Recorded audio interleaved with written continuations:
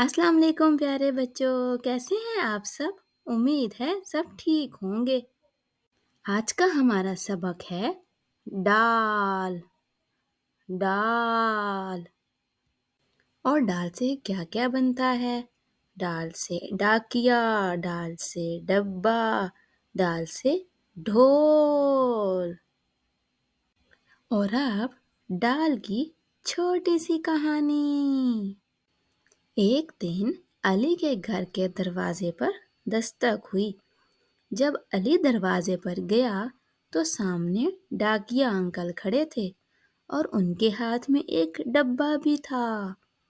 उन्होंने वो डब्बा अली को दे दिया क्योंकि वो अली के लिए उसके दादा ने तोहफा भेजा था, जिसे हम गिफ्ट बॉक्स कहते हैं।